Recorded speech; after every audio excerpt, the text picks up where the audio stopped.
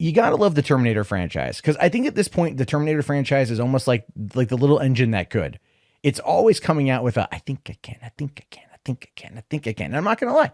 In the case of Terminator Dark Fate, I think it can. Now, I just watched the trailer for the first time, the new trailer, and I really liked it. I thought it was fun. It didn't really tell me much of a story. It kind of expanded a little bit upon Terminator 2. You know, Sarah Connor says that she stopped Judgment Day from happening, saved 3 billion lives.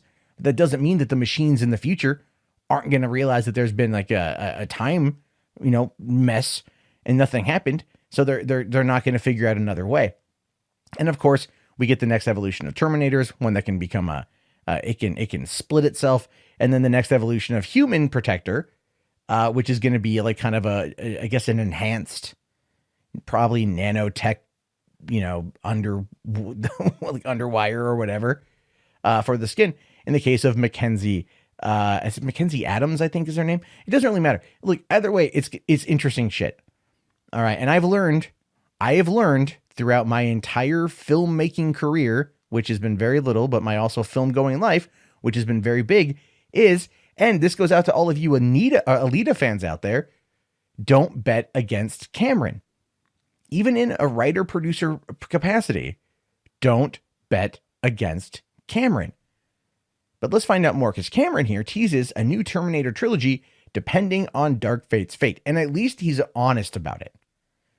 That's what I have to say that I really love, is that he, at least when he says here, is like, we'd like to do more if we make the money.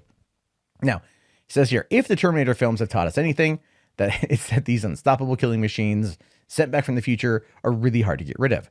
Now, director Tim Miller's upcoming Terminator Dark Fate is attempting to clean up the franchise's messy timeline with a sequel that ignores all but the first 2 films for a new self-contained story.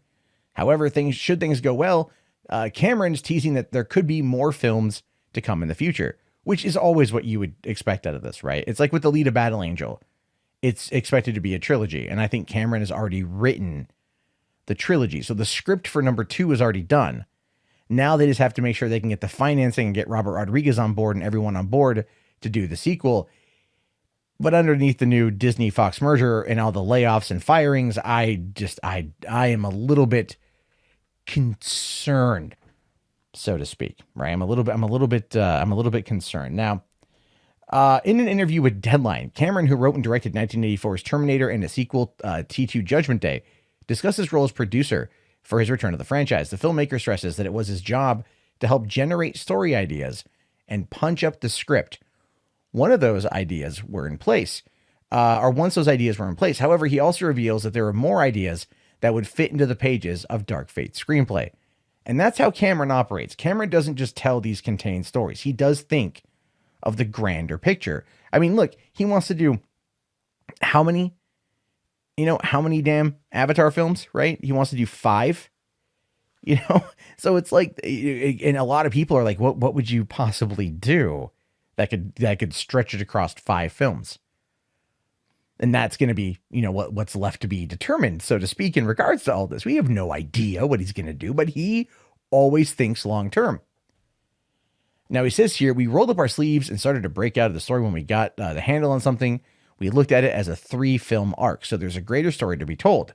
If we get fortunate enough to make some money with Dark Fate, we know exactly where we can go with the subsequent films.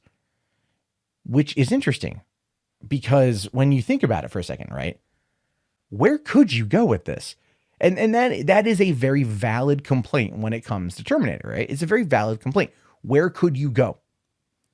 I mean, the first film, Michael Biehn came back, Kyle Reese came back, protected Sarah Connor, died in the process, knocked her up in the process, which is kind of weird that he'd been like, spanking it to her from the future. Like his best friend's mom, like, I found this photo of you and I just can't help but rub my junk.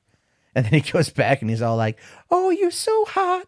Let me impregnate you. I don't know where that came from. I apologize. I won't do that again. Anyway, then you got John Connor, and that's the whole storyline. And then they kind of finished that with Dark Fate. But I mean, if the machines came once, the machines, unlike Kyle Reese, will come again. Oh.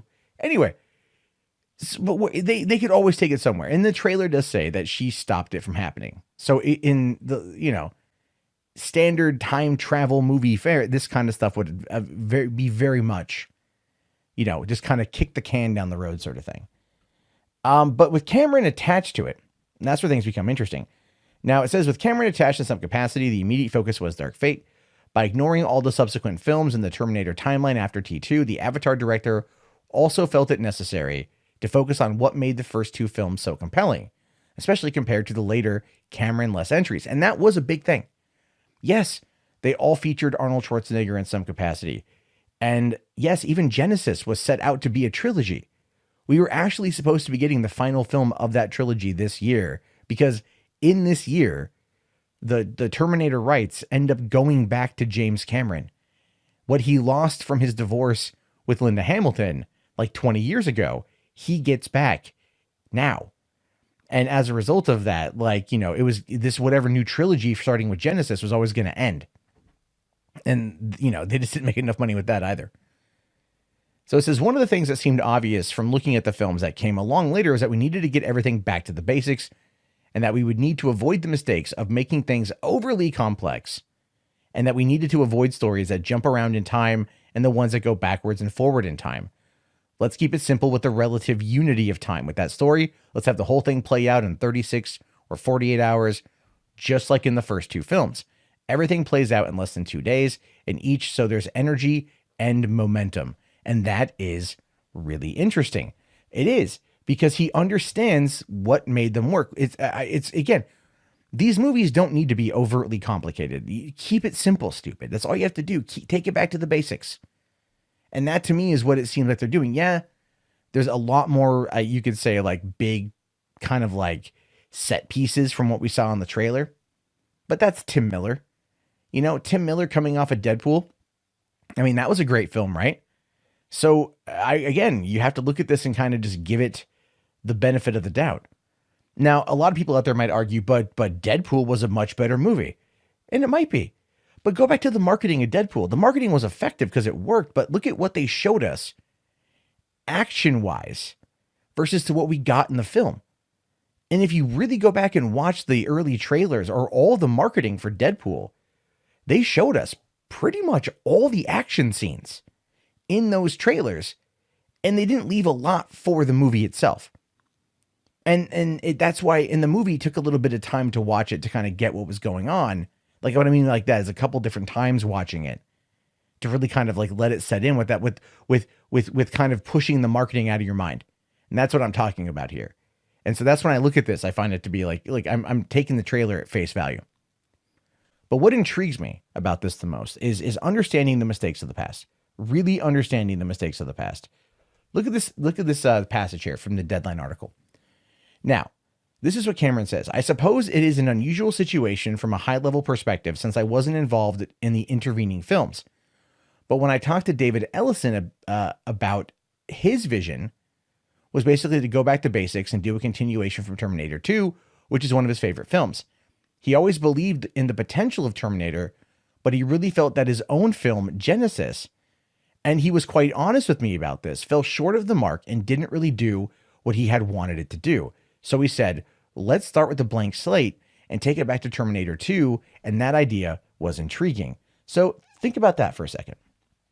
What you have here is a situation where the guy who wrote the last movie, who is going to set up this trilogy of films, his Terminator films, trying to go back to 1980s and retell everything from a different perspective, realized that it fell short of what it was that made Terminator great, right? He reached for the sun, he burned out his wings, he fell down, but he owned it. He owned that he had messed up. And he used that failure to work with James Cameron to plot out a better story. And see, that's the thing. The trailer may not show you all that, and it effectively doesn't. But that doesn't mean that there's not something good there, because it actually shows you that they're taking the time to work on a story that is very simplistic in its design. It takes place over a couple hours. There's clearly not going to be any actual time travel like with Genesis. There's going to be an immediate threat. It's going to do, I think, a lot of what the first two films did. And that is something that makes me excited for it. You don't need to make Terminator that crazy, that over the top. It just needs to be compelling enough. And I think with Cameron finally being able to finish the trilogy he wanted to do, and then potentially set up even more films if this movie does well, then that's a pretty exciting prospect in my mind. But the reality of it is, and I'm being truthful here, I don't think Terminator Dark Fate is going to make the money it needs to do a sequel. And I hate to say that. I hate to be the bearer of bad news. Genesis dropped in May of 2000. Was it May or June of 2015? And it did surprisingly okay, I think, overseas. But this one is going to have to really wow people. And if Blade Runner 2049 taught us anything about a late year sequel to a really old movie that's a cult classic, doesn't mean it's going to pull in the cash. It might get the good reviews, might have positive word of mouth, but there's a lot coming out around that time. Frozen 2 comes out around that time.